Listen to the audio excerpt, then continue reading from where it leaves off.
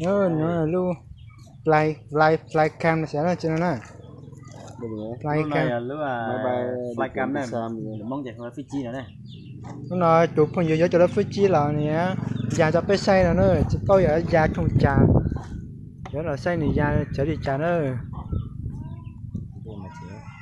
bây giờ tiếng Việt với tiếng Kinh thì nó lộn xộn rồi người đấy mình xem thông cảm ý sự mình lo cho bỏ đó nó không đi trà đó giờ nó cái thời giờ máy bỏ bay này lần đầu tiên mình thấy mọi người nhé, mình chưa sử dụng chưa xem chưa thấy tận mắt, bây giờ mình được nhìn tận mắt này, bay rất là nhưng nó không biết bao nhiêu cánh nữa, xem nó bay có cánh như nào nữa. Pin luôn vậy cái này pin nha, pin người nếu mà lúc tròn nó thò nó mà ra to đó nó mất thật ra họ mà cái này là giống điện này sau đó chỉ có chữ lo em bắn thì năm nay rất đầu tư này máy hả? Rất nhiều mọi người, đầu tư rất là mạnh. Ok chỉ bao lâu là dài không chả nữa chả biết sao nữa thôn Đắc Năng này luôn là sao là luôn chỉnh thông nữa tôi cho nó lượt chạy sẽ chọn chỉnh thông ấy vậy nè lúc này lúc là chỉ là chỉnh thông lo anh em thông cảm, bây giờ tiếng Việt mình với tiếng Mông nhưng nó lộn xộn mọi người. có sai chạy đó chỉnh thông này cho nó lượt cái chẳng trong chỉnh thông thế này lúc nào mà chỉ như hay đó tập lên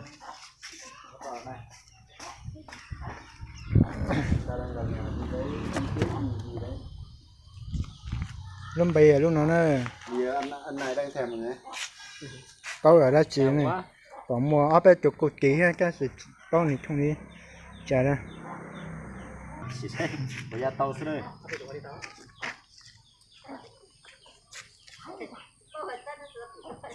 bây giờ ông bạn mình giờ có cái nói chung là đủ cái chức năng để làm thì bạn nhà mình nhỏ sẽ cho bỏ đua cho sẽ trong cái này anh em nhìn trên cao nó cũng có cái bia mới này,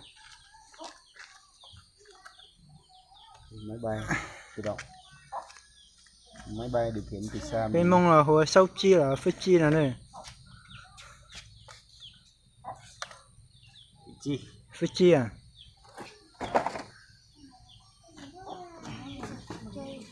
nhưng mà áp dụng công ty các bạn quan sát thôi mà được đâu không chạy mình lấy máy quay cho chạy mình lấy xong quay bay hết rồi đi chờ đấy, chờ thay đấy, chờ thay chờ bay chung cho nó đẹp, nhìn cái clip này nó hay. nhanh lên nhá, Ôi có ít thôi rồi, triệu mấy 4 triệu mấy, ố rẻ mà. cái lúc sợ to nó hòn cho nhẹ đi ô nó có kiểu như cờ đó máy bay này mới xem mà kia đó 4 triệu mọi người, rất là mini, gọi là máy bay mini. bây giờ muốn tàu xe sẽ cho bỏ đôi chuyện nào lên nữa Trên đầu anh cũng gắn một cái camera.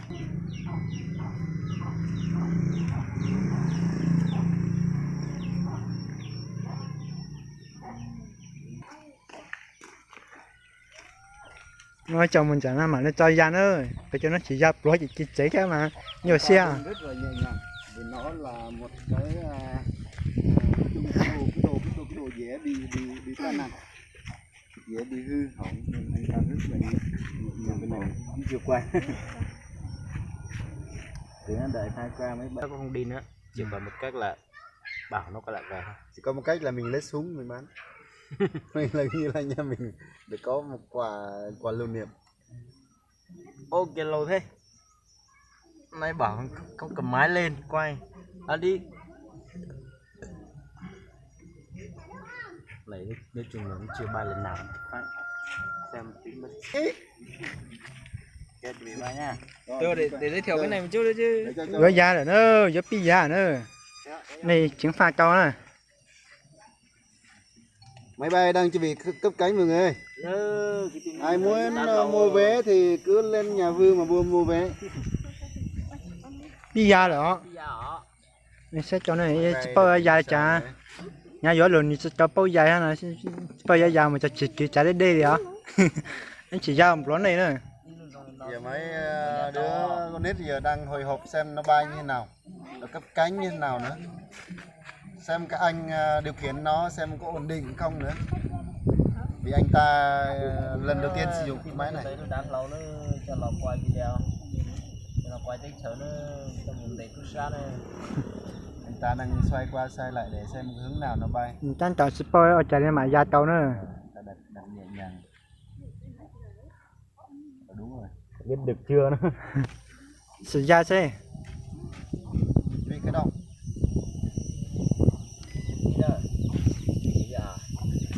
Mà chẳng chạy rồi sẽ dài ha. Ôi chạy cho đó.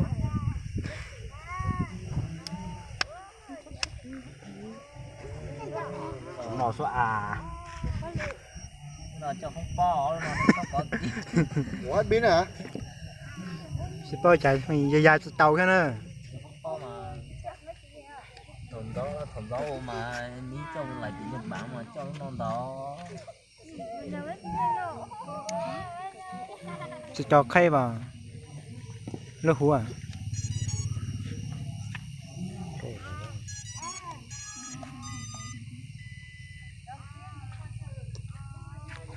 Toàn đấy cho chơi da nữa, chỉ polo này ở chả mày da nữa. Bạn ơi, mình quay rồi đấy. Da xe xe nữa, bây giờ chắc chắn mà sách cơ.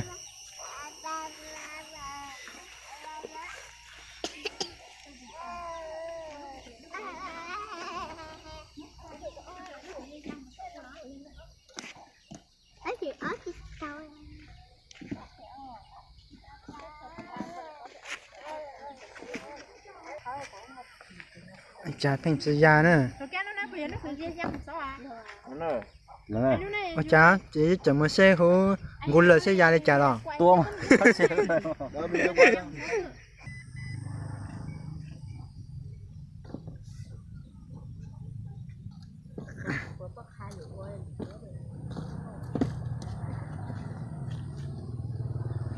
Giá nữa, thì lò đi giá đi. Sẽ mới ý lại sân thì mà da má.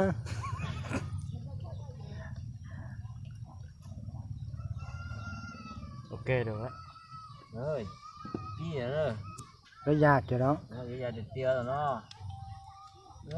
Bà tôi. Kìa bỏ không có chỗ ta không. À, mà da tròn.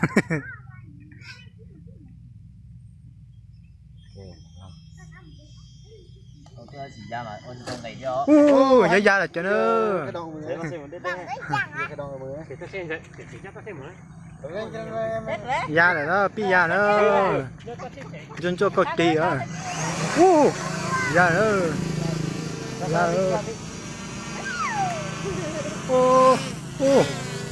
Da mà xấu rồi.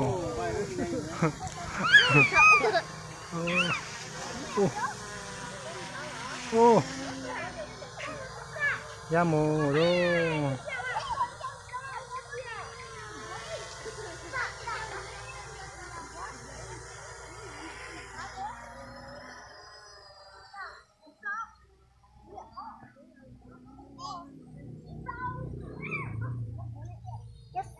Giờ nó mà da chịch kìa nữa.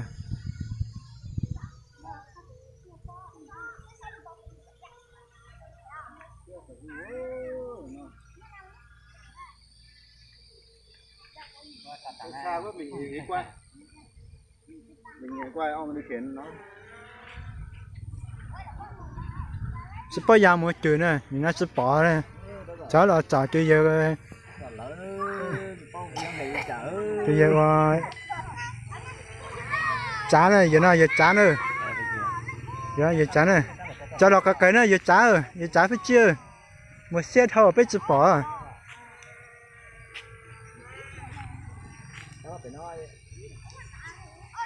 Cháu là phải nói xe.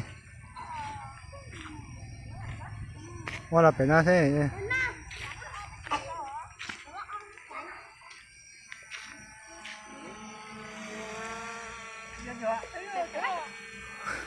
Lò nữa.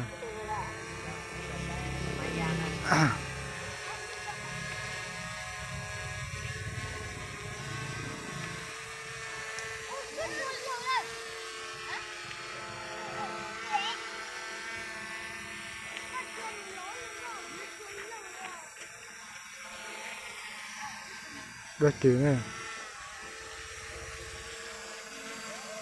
đó gió kỳ nữa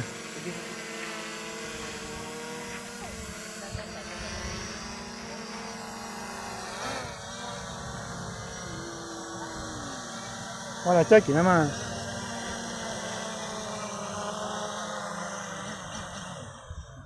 ô mấy bay mà cây ác kìa nữa kia xong rồi ra chờ đó Tụ lên nữa. hả Lên nữa. ôi Lên nữa. Chưa đi cho nó rồi. nóng máy mà, cho nó nóng máy mà. Vâng, đừng đi cho nó cao quá vừa vừa thôi. Một lần, đó cho hạ đây này. gì sao mà hạ được trên đấy khó lắm mới điều khiển mà nôi Rồi, Xoắn nó, vai xoắn. lên này. Rồi, Xoắn. cho nó vai lên đi. nó có đủ pin nữa không theo lời quay cho già đồ nữa Mày thích thôi.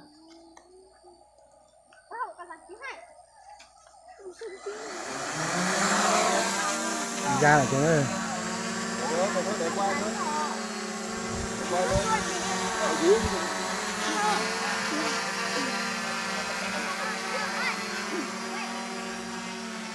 mình nhớ chạy ra cây cờ nữa Cái gì vậy? Nó ngắm, nó nhìn mình kìa. Làm tao sao được.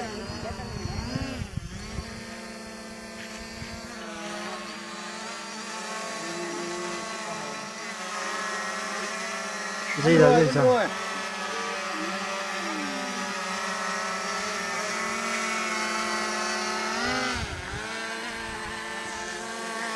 con này mới nhớ cơ sẽ trông cờ nữa lúc nào chơi cần gọi đi Hai cánh đi. Rồi. Đúng một vị trí của nó. giờ chả nào giờ tròn kỳ nữa Đúng một vị trí của nó. Đúng vị trí nó, đúng tim nó. Chưa, đúng. Về bên kia.